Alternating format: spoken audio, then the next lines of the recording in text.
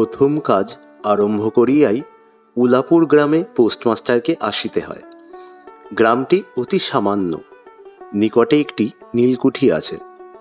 তাই কুঠির সাহেব অনেক জোগাড় করিয়া এই নতুন পোস্ট অফিস স্থাপন করাইয়াছে। আমাদের পোস্টমাস্টার কলিকাতার ছেলে। জলের মাছকে ডাঙায় তুলিলে যেরকম হয়, এই গণ্ডগ্রামের মধ্যে আসিয়া পোস্টমাস্টারেরও সেই দশা উপস্থিত হইয়াছে। একখানি অন্ধকার আটচালার মধ্যে তাহার আপিস, অদূরে একটি পানা পুকুর এবং তাহার চারিপারে জঙ্গল। কুঠির গোমস্তা প্রভৃতি যে সকল কর্মচারী আছে, তাহাদের ফুরসত প্রায় নাই এবং তাহার ভদ্রলোকের সহিত মিশিবার উপযুক্ত নহে। বিশেষত কলিকাতার ছেলে ভালো করিয়া মিশিতে জানে না। অপরিচিত স্থানে গেলে হয় উদ্ধত হয়, নয় অপ্রতিভ হইয়া থাকে। এই কারণে স্থানীয় লোকের সহিত তাহার মেলামেশা হইয়া ওঠে না। অথচ হাতে কাজ অধিক নাই। কখনো কখনো দুটো একটা কবিতা লিখিতে চেষ্টা করেন। তাহাতে এমন ভাব ব্যক্ত করিয়াছেন যে সমস্ত দিন তরু পল্লবের কম্পন এবং আকাশের মেঘ দেখিয়া জীবন বড় সুখে কাটিয়া যায়। কিন্তু অন্তর্যামী জানেন, যদি আরব্য উপন্যাসের কোনো দৈত্য আসিয়া এক রাত্রের মধ্যে এই শাখাপল্লব সমেত সমস্ত গাছগুলি কাটিয়া পাকা রাস্তা বানাইয়া দেয় এবং সারি সারি অট্টালিকা আকাশের মেঘকে দৃষ্টিপথ হইতে রুদ্ধ করিয়া রাখে, তাহা হইলে এই আদমরা ভদ্র সন্তানটি পুনশ্চ নবজীবন লাভ লভিতে পারেন। পোস্টমাস্টারের বেতন অতি সামান্য, নিজে রাঁধিয়া খাইতে হয় এবং গ্রামের একটি পিতৃমাতৃহীন অনাথা বালিকা তাহার কাজকর্ম করিয়া দেয়। চারিটি খাইতে পায়। মেয়েটির নাম রতন, বয়স 12-13। বিবাহের সম্ভাবনা বিশেষ দেখাই যায় না। সন্ধ্যার সময় যখন গ্রামের গোয়ালঘর হইতে ধূমকুণ্ডলায়িত হইয়া উঠিত, ঝোপে ঝোপে ঝিল্লি ডাকিত, দূরে গ্রামের নেশাখোর বাউলের দল খোল করতাল বাজাইয়া উচ্চৈস্বরে গান জুড়িয়া দিত, যখন অন্ধকার দাওয়ায় একলা বসিয়া গাছের কম্পন দেখিলে কবি হৃদয়েও ঈষৎ ঋতকম্প উপস্থিত হইত, তখন ঘরের কোণে একটি ক্ষীণ শিখা প্রদীপ জ্বালিয়া পোস্টমাস্টার ডাকিতেন, রতন। রতন দ্বারে বসিয়া এই ডাকের জন্য অপেক্ষা করিয়া থাকিত, কিন্তু এক ডাকেই ঘরে আসিত না। বলিত, দাদাবাবু ডাকছো? পোস্টমাস্টার বলিতেন, তুই কি করছিস? রতন বলতো, এখনই চুলো ধরাতে যেতে হবে হেঁসেলের। পোস্টমাস্টার বলিতেন, তোর হেসেলের কাজ পরে হবে, এখন একবার তামাকটা সেজে দে তো। অনতিবিলম্বে দুটি গাল ফুলাইয়া কলিকায় ফু দিতে দিতে রতনের প্রবেশ। হাত হইতে কলিকাটা লইয়া পোস্টমাস্টার ফস করিয়া জিজ্ঞাসা করেন, আচ্ছা রতন, তোর মাকে মনে পড়ে? সে অনেক কথা, কতক মনে পড়ে, কতক মনে পড়ে না। মায়ের চেয়ে বাপ তাহাকে বেশি ভালোবাসিত, বাপকে অল্প অল্প মনে আছে। পরিশ্রম করিয়া বাপ সন্ধেবেলায় ঘরে ফিরিয়া আসিত, তাহারই মধ্যে দৈবাৎ দুটি একটি সন্ধ্যা তাহার মনে পরিষ্কার ছবির মতো অঙ্কিত আছে। এই কথা হইতে হইতে ক্রমে রতন পোস্টমাস্টারের পায়ের কাছে মাটির উপর বসিয়া পড়িত। মনে পড়িত তাহার একটি ছোট ভাই ছিল। বহু পূর্বেকার বর্ষার দিনে একদিন একটা ডোবার ধারে দুইজনে মিলিয়া গাছের ভাঙা ডালকে ছিপ করিয়া মিছিমিছি মাছ ধরা খেলা করিয়াছিল। অনেক গুরুতর ঘটনার চেয়ে সেই কথাটাই তার মনে বেশি উদয় হইত। এইরূপ কথা প্রসঙ্গে মাঝে মাঝে বেশি রাত হইয়া যাইত।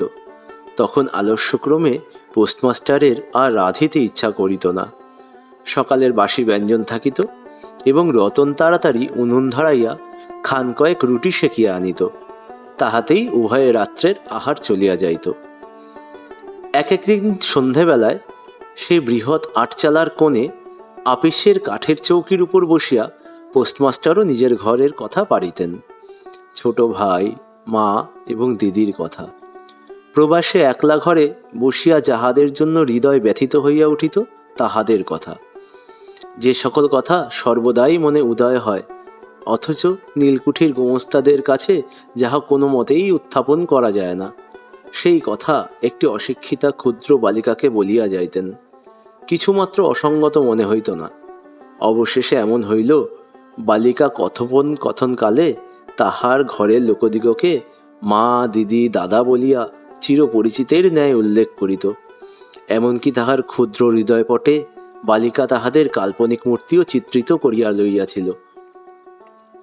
একদিন বর্ষাকালে মেঘমুক্ত দ্বীপ্রহরে ঈষৎতপ্ত সুকোমল বাতাস দিতেছিল। রৌদ্রে ভিজা ঘাস এবং গাছপালা হইতে এক প্রকার গন্ধ উত্থিত হইতেছিল। মনে হইতেছিল যেন ক্লান্ত ধরনের উষ্ণ নিঃশ্বাস গায়ের উপরে আসিয়া লাগিতেছে, এবং কোথাকার এক নাছরবান্ধা পাখি তাহার একটানা সুরের নালিশ সমস্ত দুপুরবেলা প্রকৃতির দরবারে অত্যন্ত করুণ স্বরে বারবার আবৃত্তি করিতেছিল। পোস্টমাস্টারের হাতে কাজ ছিল না। সেদিনকার বৃষ্টিধৌত মসৃণ চিক্কণ তরুপল্লবের হিল্লোল এবং পরাভূত বর্ষার ভগ্নাবশিষ্ট রৌদ্রশুভ্র স্তূপাকার মেঘস্তর বাস্তবিকই দেখিবার বিষয় ছিল। পোস্টমাস্টার তাহা দেখিতেছিলেন এবং ভাবিতেছিলেন। এই সময় কাছে একটি কেহ নিতান্ত আপনার লোক থাকিত, হৃদয়ের সহিত একান্ত লগ্ন একটি স্নেহপুত্তলী মানব মূর্তি। ক্রমে ক্রমে মনে হইতে লাগিল সেই পাখি ওই কথাই বারবার বলিতেছে, এবং এই জনহীন তরুচ্ছায়া নিমগ্ন পদ্মান্যের পল্লব মর্মরের অর্থও কতকটা ঐরূপ। কেহ বিশ্বাস করে না এবং জানিতেও পায় না, কিন্তু ছোট পল্লীর সামান্য বেতনের সাব পোস্টমাস্টারের মনে গভীর নিস্তব্ধ মধ্যাহ্ন দীর্ঘ ছুটির দিনে এইরূপ একটা ভাবের উদয় হইয়া থাকে। পোস্টমাস্টার একটা দীর্ঘশ্বাস ফেলিয়া ডাকিলেন, রতন। রতন তখন পেয়ারা তলায় পা ছড়াইয়া দিয়া কাঁচা পেয়ারা খাইতেছিল। প্রভুর কণ্ঠস্বর শুনিয়া অবিলম্বে ছুটিয়া আসিল। হাঁপাইতে হাঁপাইতে বলিল, দাদাবাবু ডাকছো? পোস্টমাস্টার বলিলেন, তোকে আমি একটু একটু করে পড়তে শেখাবো বলিয়া সমস্ত দুপুরবেলা তাহাকে লইয়া স্বরে অ স্বরে আ করিলেন, এবং এইরূপে অল্পদিনেই যুক্ত অক্ষর উত্তীর্ণ হইলেন। শ্রাবণ মাসে বর্ষণের আর অন্ত নাই। খাল, বিল, নালা জলে ভরিয়া উঠিল। অহর্নিশি ভেকের ডাক এবং বৃষ্টির শব্দ। গ্রামের রাস্তায় চলাচল প্রায় এক প্রকার বন্ধই। নৌকায় করিয়া হাটে যাইতে হয়। একদিন প্রাতঃকাল হইতে খুব বাদলা করিয়াছে। পোস্টমাস্টারের ছাত্রীটি অনেকক্ষণ দ্বারের কাছে অপেক্ষা করিয়া বসিয়াছিল, কিন্তু অন্য দিনের মতো যথাসাধ্য নিয়মিত ডাক শুনিতে না পাইয়া আপনি খুঙ্গি পুঁথি লইয়া ধীরে ধীরে ঘরের মধ্যে প্রবেশ করিল। দেখিল পোস্টমাস্টার তাহার খাটিয়ার ওপর শুইয়া আছেন। বিশ্রাম করিতেছেন মনে করিয়া অতি নিঃশব্দে পুনশ্চ ঘর হইতে বাহিরে যাইবার উপক্রম করিল। সহসা শুনিল, রতন। তাড়াতাড়ি ফিরিয়া গিয়া বলিল, দাদাবাবু ঘুমোচ্ছিলে? পোস্টমাস্টার কাতর স্বরে বলিলেন, শরীরটা ভালো বোধ হচ্ছে না, দেখ তো আমার কপালে হাত দিয়ে। এই নিতান্ত নিঃসঙ্গ প্রবাসে ঘন বর্ষায় রোগকাতর শরীরে একটুখানি সেবা পাইতে ইচ্ছা করে। তপ্ত ললাটের উপর শাখা পড়া কোমল হস্তের স্পর্শ মনে পড়ে। এই ঘোর প্রবাসে রোগ যন্ত্রণায় স্নেহময়ী নারীরূপে জননী ও দিদি পাশে বসিয়া আছেন, এই কথা মনে করিতে ইচ্ছা করে। এবং এ স্থলে প্রবাসীর মনের অভিলাষ ব্যর্থ হইল না। বালিকা রতন আর বালিকা রহিল না। সেই মুহূর্তেই সে জননীর পদ অধিকার করিয়া বসিল। বৈদ্য ডাকিয়া আনিল, যথাসময় বটিকা খাওয়াইল, সারা রাত্রি শিয়রে জাগিয়া রহিল। আপনি পথ্য রাধিয়া দিল এবং শতবার করিয়া জিজ্ঞাসা করিল, হ্যাঁ গো দাদাবাবু, একটুখানি ভালো বোধ হচ্ছে কি?